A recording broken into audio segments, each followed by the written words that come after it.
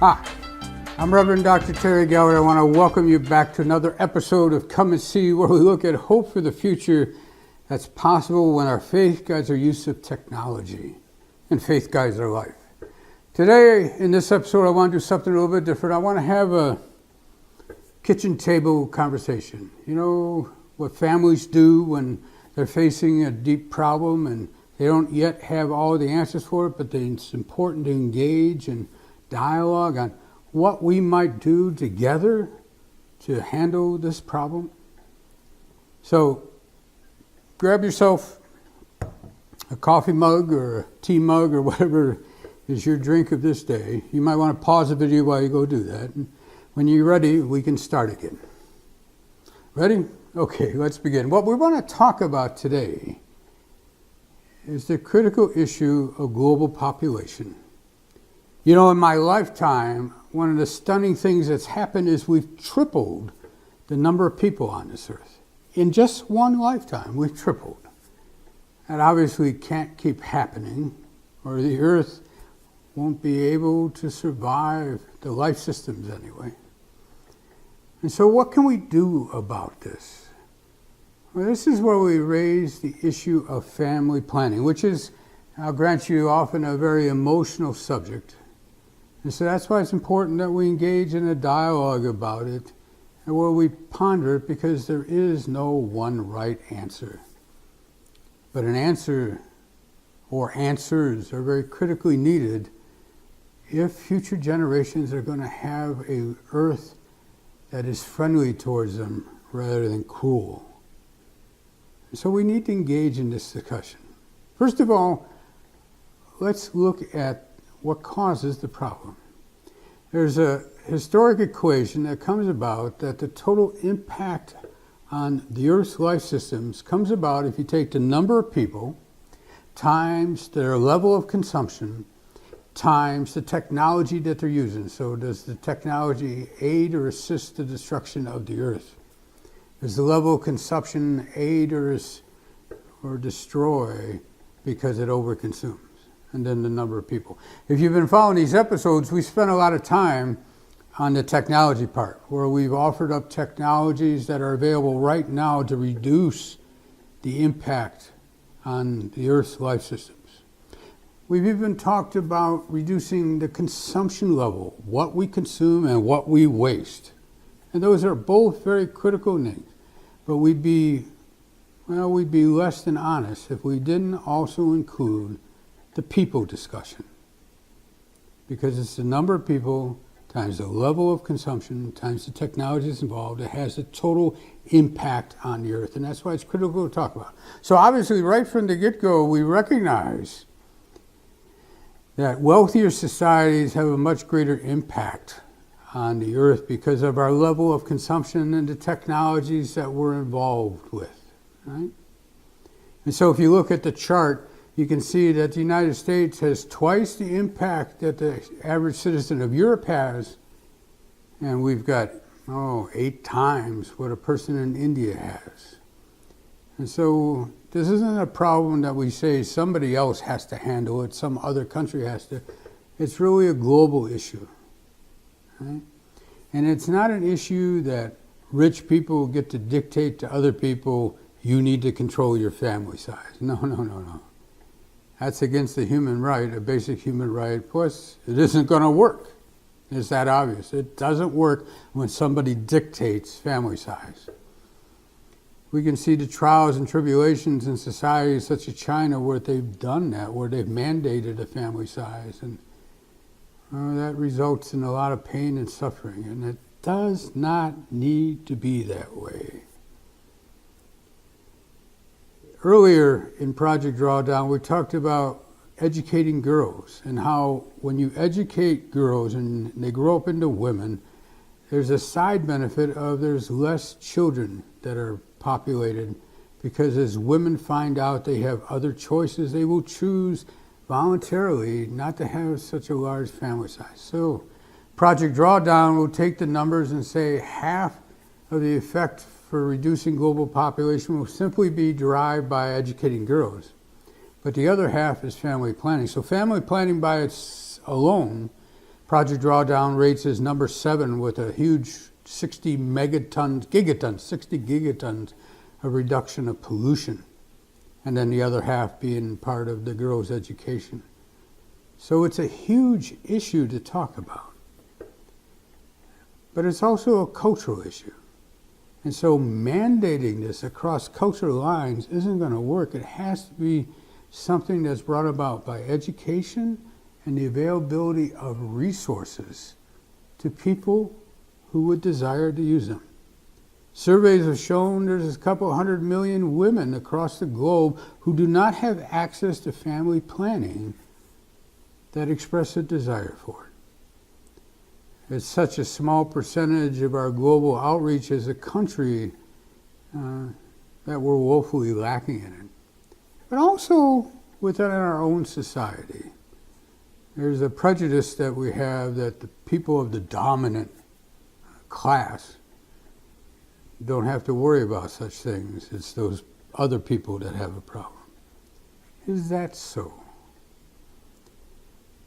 When we discuss in a family, a husband and a wife, on what is the optimum size family they would love to have, do we take into account what kind of future there will be for the children if we don't limit the number of children that there are? I have to confess right up front that my wife and I love having grandchildren. We love having lots of them. But somewhere along the way, we need to say, are we putting too great a load on what the life systems of the earth can handle? Both you and I, as well as people across the globe. So the first part of this is to take this issue into family conversations when you're deciding whether we're going to have that next child or not. And that requires some degree of discomfort. And so do it over a mug of coffee, a mug of tea, and don't do it just once. Make sure that nobody is feeling coerced or pressured. But we're just looking at what kind of future that we want for our children and our grandchildren, and what does it take to provide that future, to enable the Earth's life systems to handle that many people. We obviously can't keep tripling the population. Right now we're at 7.5 billion, on our way up to 10 or 12 billion in the foreseeable future.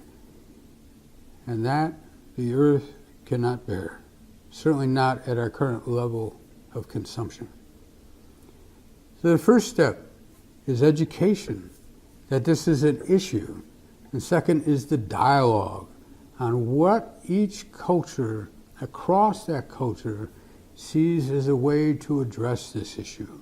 Not imposed by another culture or another class or another nation. What does that culture, that subgroup of a particular people, think is the correct answer to this? The next part of this equation is to provide the resources so that they can have access to family planning if they desire, so they can go to doctors that won't be critical of their interest in having family planning, that they have resources that are within their walking area, in their living space that they can use, and that the shame or guilt that might be associated with this is instead replaced by education. There are success stories that have been happening around the globe where voluntary family planning has been offered and the support services are there and women can choose to use them.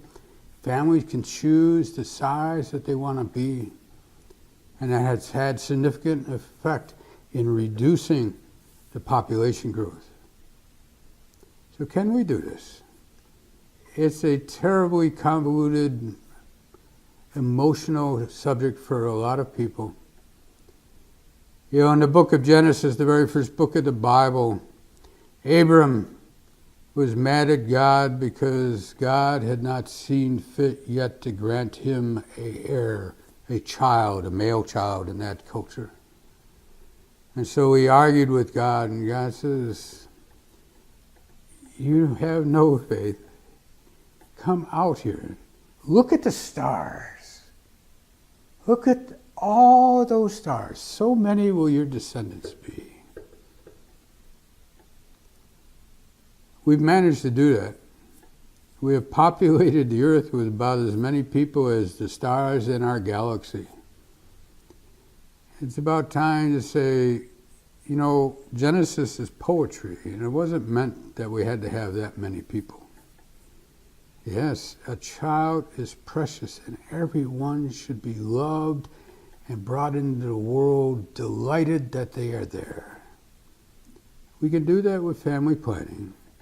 We can do that with balancing our resources. We can do that with education. We can do that cooperatively, not dictating who has how many, but working together to face a problem, a common problem, a shared problem, that this earth surely has a limit to how many people can be on it. And so what can our education and our support systems do to bring us to a generous response to that critical issue so that our grandkids, my grandkids and your grandkids, have a future that we would really want to have for them? You add in the total effect on increased population, and it's the number one problem that we face in the global climate crisis and the effect that humans are causing. So can we do something about it? Yes, we absolutely can do it. Can we respect each other's cultures and worth as human beings? Absolutely. Does every child have a right to be born into a world that opens their arms to receive them? Absolutely. This is where we need to be having our dialogues and our conversations.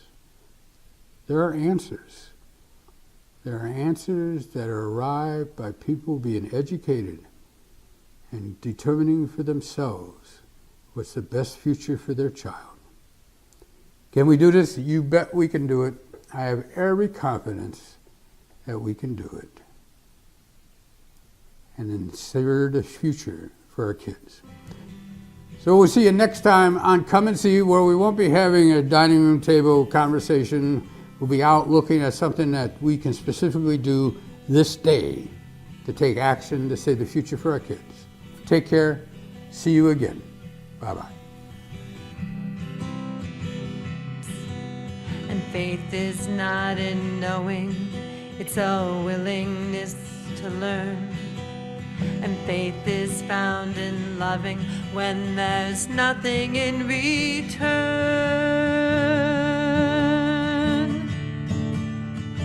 So come and see,